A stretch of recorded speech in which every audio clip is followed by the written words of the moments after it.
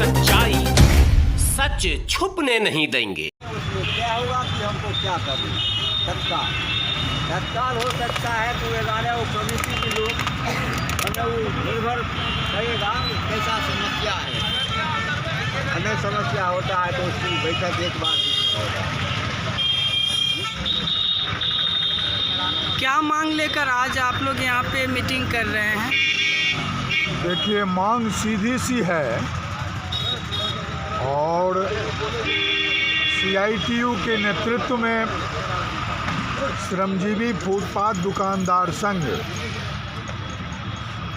लगातार अपना संघर्ष किया। CITU के जनरल सेक्रेटरी कॉमरेड तपन सेन ने पार्लियामेंट में इस प्रस्ताव को रखा था और रेहड़ी पटरी कानून भी बन चुका है। रेहड़ी पटरी कानून का मतलब है ये गरीब लोग जो खुदरा घरेलू बाजार का हिस्सा बनकर के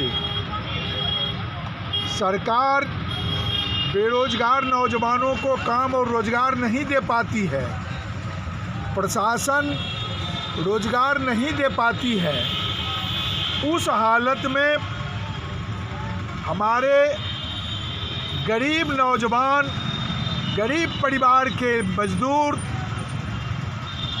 सड़कों के किनारे गंदगी को साफ करके अपना फुटपाथ का दुकान चलाते हैं। फल बेचते हैं, अंडा बेचते हैं, सब्जी बेचते हैं, चाय बेचते हैं, लिट्टी बेचते हैं। छोटा छोटा धंधा करके, काम रोजगार करके अपने परिवार का भरण पोषण करते हैं। देश में जब से खास करके मोदी जी की सरकार आई है, घरेलू खुदरा बाजार पर हमला बोला जा रहा है। गरीबों को जीने का जो सम्मानजनक अधिकार संवैधानिक रूप से प्राप्त है, उस पर चोट करके पूरे देश के मार्केट को मॉल मार्केट में तब्दील किया जा रहा है। कॉरपोरेट घरानों के कब्जे में देश के मार्केट को देना चाह रहा है। हमारी लड़ाई इस बात को लेकर के है कि घरेलू खुदरा बाजार पर हमला बंद करो।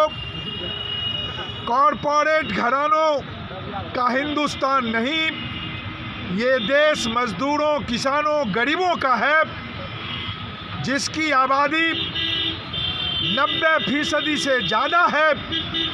हिंदुस्तान उसका है और रेहड़ी पटरी कानून के तहत सड़कों के किनारे बगैर सड़कों को बाधित किए हुए जीने का हक कानूनन हम लोगों को जो लड़ कर के मिला है।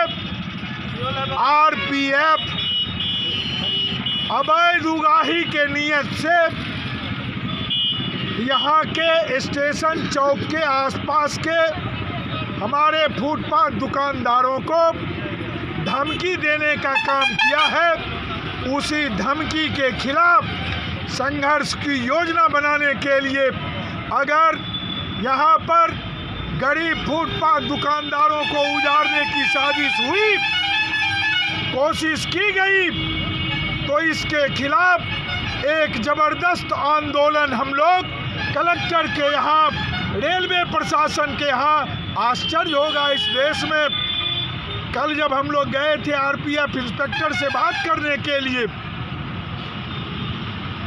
ये बेगूसराय रेलवे स्टेशन बिक चुका है, कॉन्ट्रैक्ट पर जा चुका है और 126 करोड़ इसमें लगा करके, इसको खूबसूरत बना करके, जनता की गाढ़ी कमाई का पैसा लगा करके खूबसूरत करके जिसको बिक्री किया है, जिस कंपनी को, प्राइवेट कंपनी को, वो यहाँ माल कमाएगा, टिकट बेचेगा, प्लेटफार्म टिकट बेचेगा, वो चारों तरफ के बाजार से पैसा वसूलेगा। यही इस देश को, इस देश के बाजार को कंपनी बाजार में बदलना चाहता है, CITU मजदूर वर्ग की एकता बना करके उसके खिलाफ संघर्ष करेगा। यही आज की हमारी योजना है। आपका शुभ फुटपाथ दुकानदारों को जो प्रशासन द्वारा धमकी दिया जा रहा है, खास करके उसका मकसद है कि हम इन फुटपाथ दुकानदारों से कैसे पैसा उगाही करें। हम इसी के खिलाफ आज यहाँ सभा करके और इस पर फैसला लेंगे कि हमको इसके खिलाफ में आगे दूर तक लड़ाई को लड़ना है। हम इस शोषण के खिलाफ लड़ेंगे, प्रशासन के खिलाफ। यही हमारा मकसद है। आपका शुभ नाम? नूनू लाल दास।